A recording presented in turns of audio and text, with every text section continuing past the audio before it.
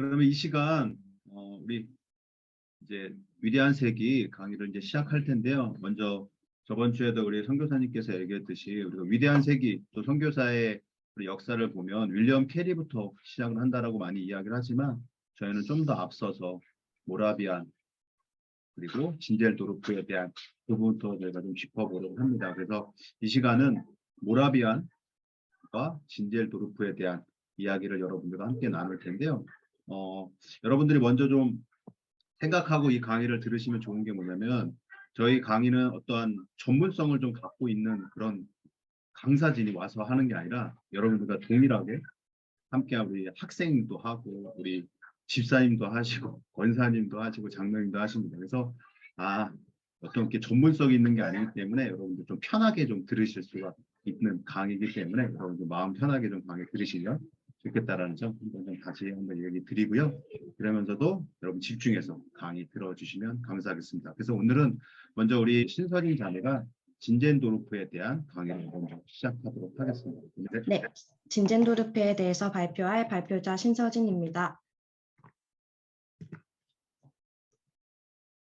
네, 먼저 차례입니다. 진젠도르프의 성장 배경, 성장기 특징, 학창시절 그리고 회심입니다.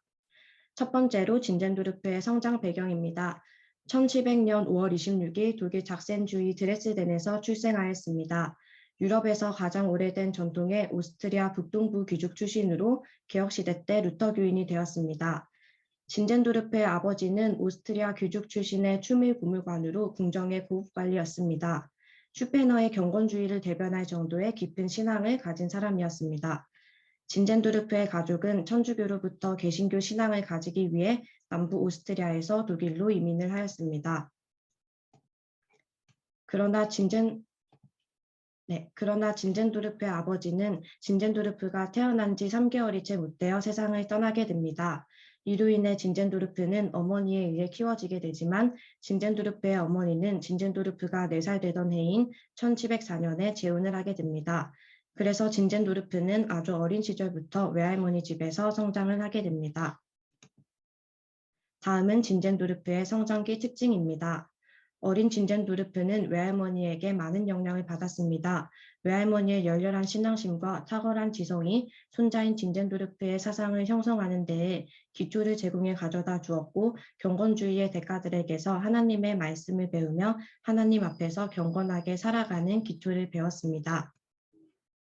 확실하게는 진젠도르프의 삶에 있어서 그의 어린 시절 맺었던 관계들이 그의 인격을 형성하는 데에 매우 중요한 요인으로 작용했으며 이러한 신앙적인 환경에서 인격과 신앙이 형성된 진젠도르프는 4살 때 사랑하는 구주여 당신은 제게 속하고 저는 당신께 속하기 원합니다. 라는 서원을 하였습니다.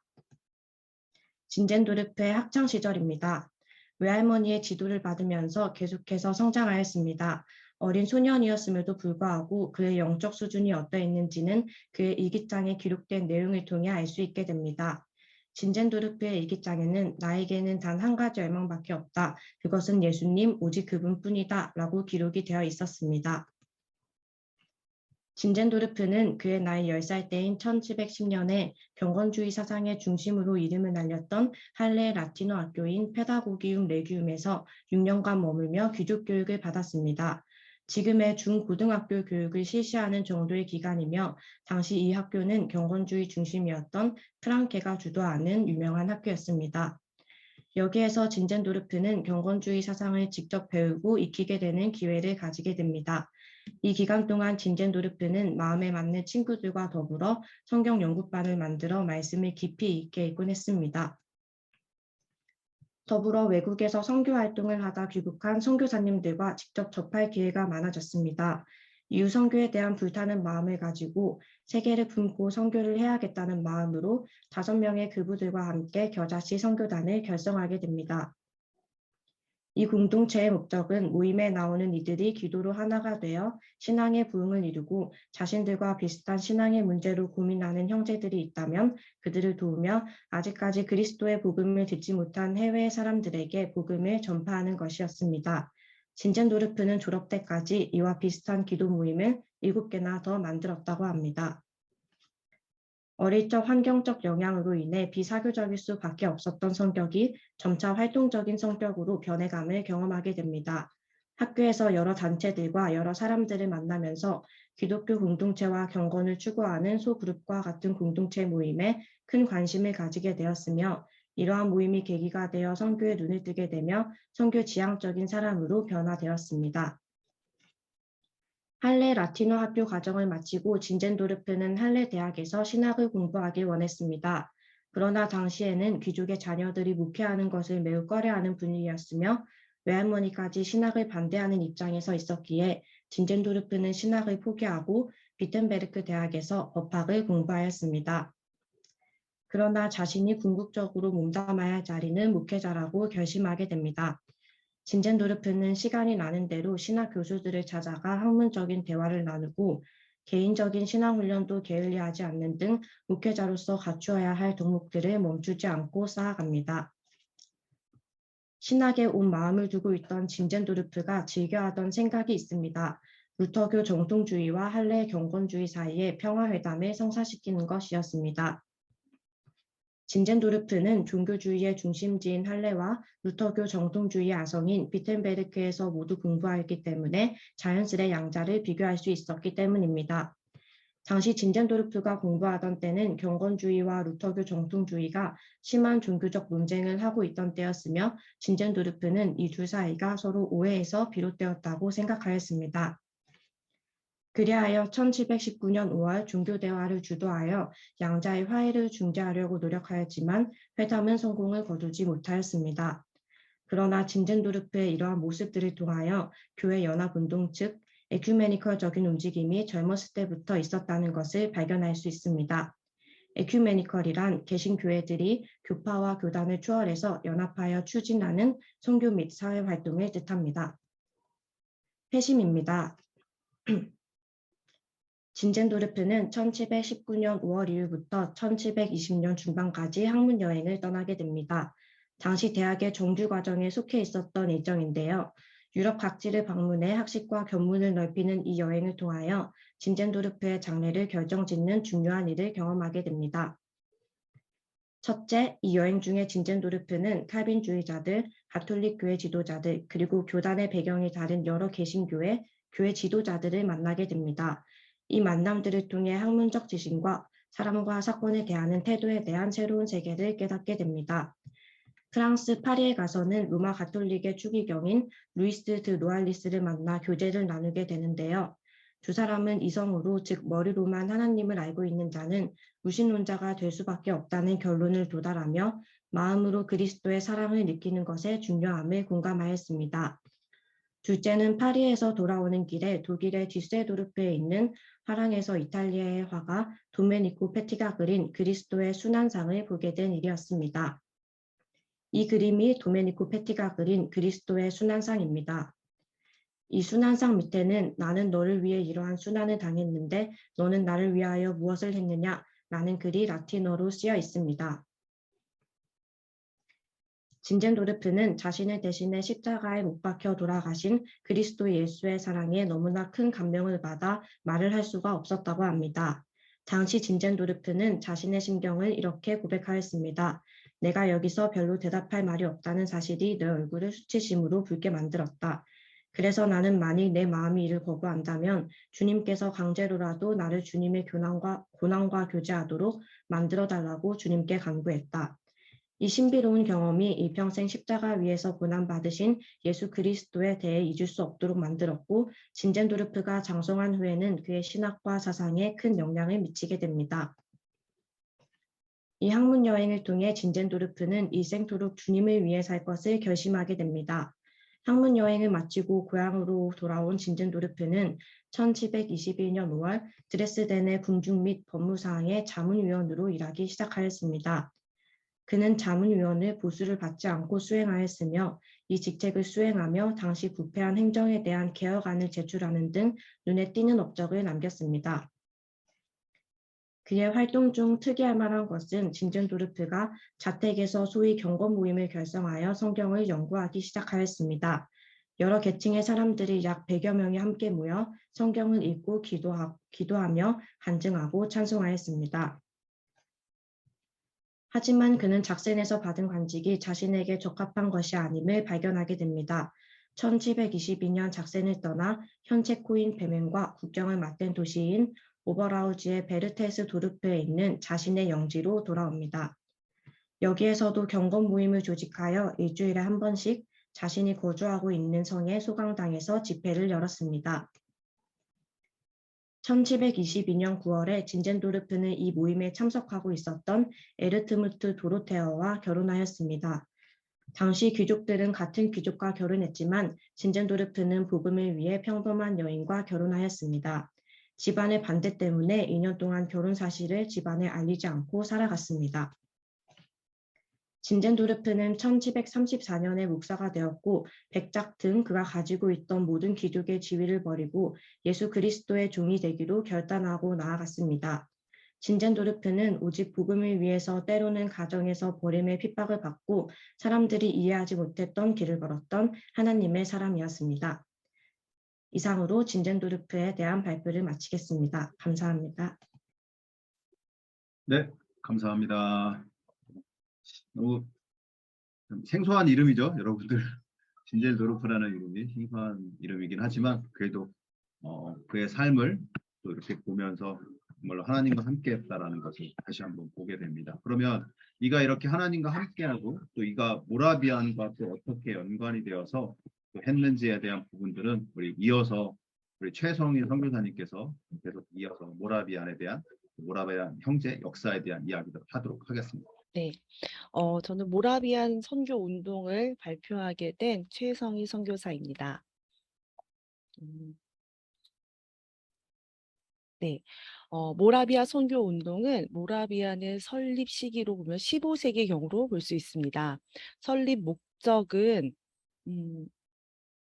얀, 야누스 종교개혁 운동가 야누스의 정신 계승이 주요 설립 목적이었고 주요 활동은 1501년 최초의 신약 찬송가집을 출간하였고 1593년에 최초의 체코어 성경을 출간하게 됩니다. 모라비아 운동의 기독교 역사에 있어서 최초의 프로테스탄트 개신교라는 점과 또 현대 선교 운동의 최초의 전주라는 점, 그리고 교회 연합을 강조했다라는 점 등이 있습니다. 특히 모라비안 지도자 진젠돌프의 신앙과 열심 그리고 헌신은 크리스찬 지도자의 훌륭한 모델로서 비춰지고 있습니다.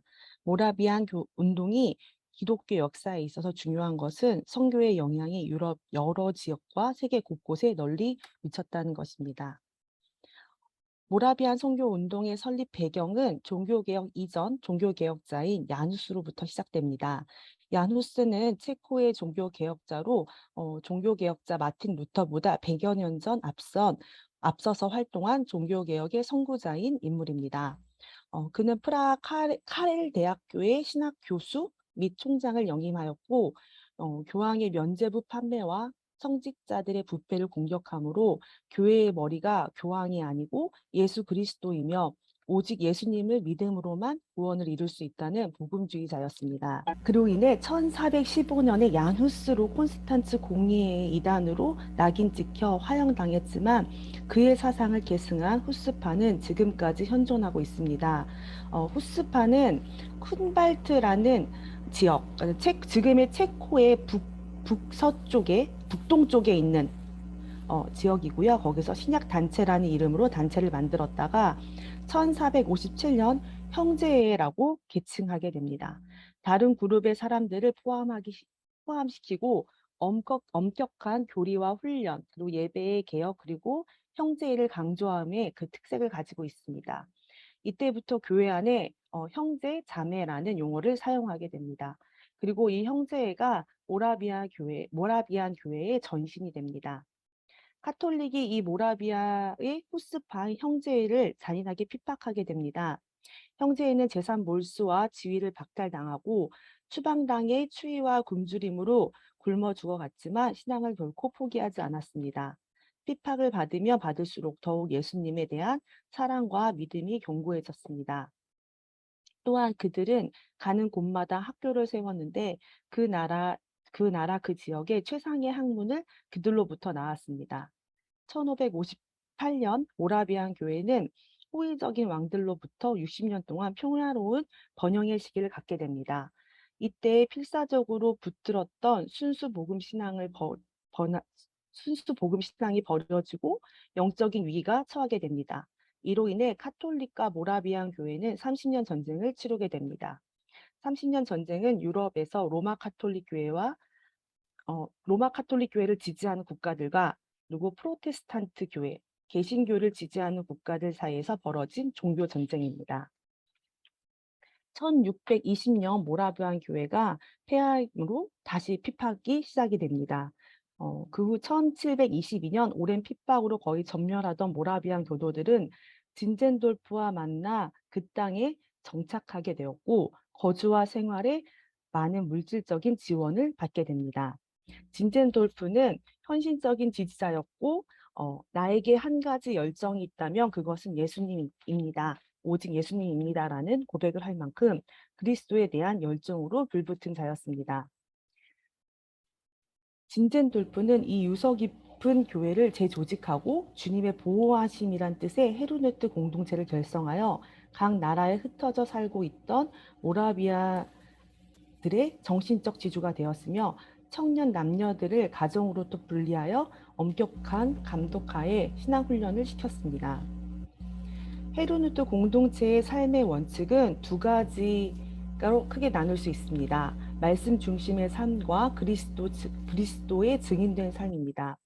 초대교회 공동체로 오직 십자가의 그리스도만이 높이며 모든 삶의 전 영역에서 주님과의 살아있는 인격적 교제를 생명처럼 여기고 실천하는 것, 그리고 소규모 조직을 운영해 젊은 남녀와 청소년, 아이들을 대상으로 경건 훈련과 교육을 실시하는 것이었습니다.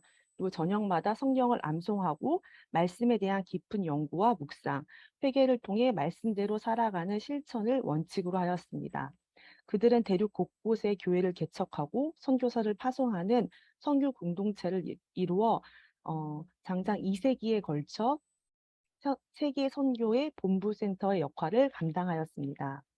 모라비안 교회의 선교는 1731년 진젠도르프가 덴마크 대관식 때 서인도에서 온 한 흑인과 그린랜드 출신의 에스키모인을 만나면서 그 사람들이 선교사를 파견을 간절히 원했습니다.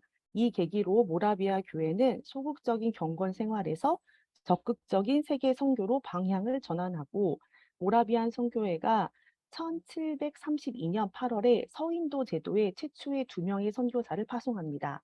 한 명은 목수 데이빗 리치이고 한 명은 옹기장이 레오나드 도버입니다. 1732년에 이렇게 시작한 선교는 여기 처음에 여기 서인도 제도로 보내게 됐고요. 그 다음에 1735년에 여기 그린란드 그리고 여기 수리남으로 보내게 됐고 또 1737년에 아프리카로 선교사를 파송합니다. 그리고 1740년에 아메리카와 그리고 아메리카 인디안 그리고 실론 지금의 스리랑카 여기 지금 마우스가 있는 곳 이쪽으로 선교사를 보내게 됐고요. 1742년에 여기 중국 그리고 1747년에 페르시아 그리고 1754년 자메이카 그리고 1756년에 안티구아까지 선교사를 파송하게 됩니다. 1760년 진젠돌프가 죽기까지 28년 동안 모라비아 교회는 226명의 선교사를 배출했습니다. 진젠돌프 사후에 모라비안 공동체는 서인도 제도에서 200년에 걸쳐 3,000명의 선교사를 지원하는 경이로운 기록을 세웠고 해외 선교지의 성도의 수가 내지에 있는 성도 수보다 3배가 될 만큼 놀라운 성과를 보여줍니다. 그리고 19세기 유럽에 15개의 선교 기관이 탄생하게 됩니다. 모라비아인들은 사실 당시 개신교회의 주축 세력은 아니었습니다. 하나님께서 모퉁이 돌 같이 저들을 들어 선교의 주춧돌로 쓰셨고 모라비아인들은 개신교 역사에서 최초로 선교 중심적인 삶을 산 공동체이다라고 기록되어 있습니다. 모라비아는 짧은 기간에 전 세계에 걸쳐서 선교적 영향을 미칠 수 있었던 모라비아 선교 운동의 특징을 5가지로 나누어 보면 첫 번째는 기도 운동입니다. 1727년부터 24명으로 구성된 기도 모임을 만들어 남녀 2사람이 짝을 지어서 자정부터 한 팀씩 1시간씩 24시간 동안의 릴레이 기도를 시작합니다. 이 기도는 그로부터 100년 이상이 지속되어집니다. 두 번째로 성육신적 선교입니다. 한 예로 아프리카에서 잡혀온 노예들에게 복음을 전하기 위해 자기 스스로 노예로 팔려갈 것을 결정하고 그들 속에 들어가 살면서 복음을 전하기 시작합니다. 이처럼 그들은 그리스도인의 성육신의 순환을 몸소 실천하였습니다. 세 번째로 철저한 훈련과 준비입니다. 공동체 생활을 통해 그리스도의 군사로서 어디든 가기 위해 영적 훈련을 받았고 또한 생존을 위한 실제적인 생활을 준비하였습니다. 네 번째로 평신도 중심의 자비량 선교입니다. 자급자족의 원칙으로 누구에게도 지원을 받지 않고 모라비안 중에는 기술공들이 많았는데 그것은 자립을 위해서입니다. 여기 지금 보이시는 요 별이 헤르누트 별이라는 아까 전에 목수나 이렇게 기술을 가지고 있는 분들도 있지만 그렇지 않고 이렇게 수공예로 만들어 판매하여서 자비량을 할 수 있는 선교에도 선교를 또 방법으로도 사용하였습니다. 5번째는 전투적인 선교입니다. 모라비아인들은 본국에 있는 성도와 선교사의 비율이 12대 1일 정도로 선교의 최고의 가치를 두고 살았다고 합니다. 그들은 늘 어디든 선교를 나가기 위해 준비하였고 본인이 부름받아 나가기를 가장 기대하며 기도하는 시간들을 보내며 준비하였다고 합니다.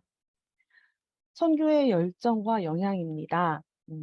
수많은 사람들이 모라비안 선교 사역을 통해 변화되었습니다. 영국 안에도 15개의 모라비안 형제단이 있었는데 말씀에 대한 경외함, 구원의 확신, 그리고 믿음에 근거한 분명한 신앙 간증으로 영국의 복음적 각성 운동에 영향을 끼치게 됩니다.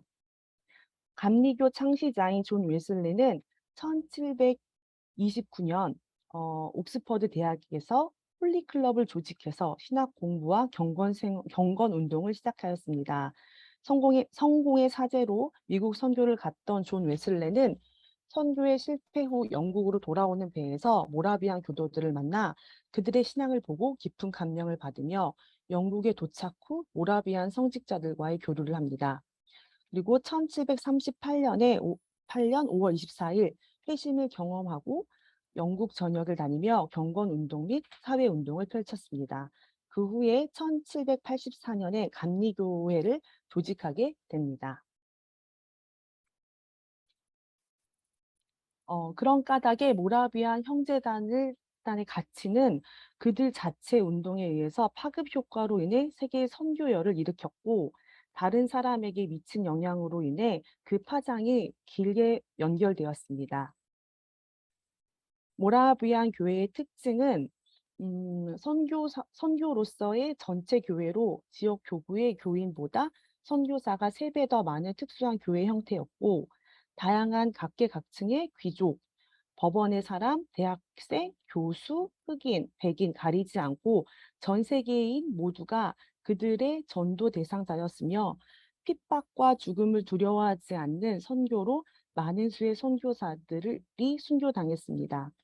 자립선교로 선교사들이 자신의 기술과 직업을 가졌고 언제 어느 곳이든지 먹고 살며 선교하는 정책을 펼쳤습니다. 의료사업이나 교육사업 등 또는 꼭 필요한 것을 위해서는 각 교회별로 선교 기금을 모아 선교 지원을 하였고 선교사로 파송하는데 그로 인해서 선교사로 파송하는데 많은 재정이 들지 않았기에 그들이 필요한 곳에 적절한 선교사를 많이 파송할 수 있었습니다. 세상의 평범한 교회가 아니라 마음의 종교로부터 비롯된 교회 안의 교회며 세상의 소금이라는 강한 의식을 가지고 있었고 있는 그대로 나아오라 그리스도의 구원을 믿으면 믿기만 하면 된다는 슬로건을 내걸어 모라비안 교회는 부흥을 막고 루터 교회와는 결별하는 계기가 됩니다. 모라비아 선교에 대한 평가는 이렇게 적고 있습니다. 작은 교회는 믿음과 사랑으로 계속 나아가 개신교들은 200년 동안 한 것보다 20년 동안 더 많은 선교를 하였다라고 평가하고 있습니다. 이같이 선교 사역에 성취한 형제들의 특징은 단순 소박하고 성령을 따라 경건한 삶을 영위하며 신약 성경의 가르침과 모범을 따르려고 노력했습니다. 그리고 그들은 형제를 강조하며 기도에 전심으로 애썼고 많은 경우에 팀으로 선교사를 파송했으며 반면 남아있는 성도들은 가정에서 그들을 후원하고 기도로 물질로 후원에 힘썼습니다. 지금 모라비안 선교에 대한 부분은 여기까지입니다. 근데 한 가지 지금 이게 연도가 많이 복잡하게 되어 있어서 한번 정리하고 가면 좋을 것 같습니다.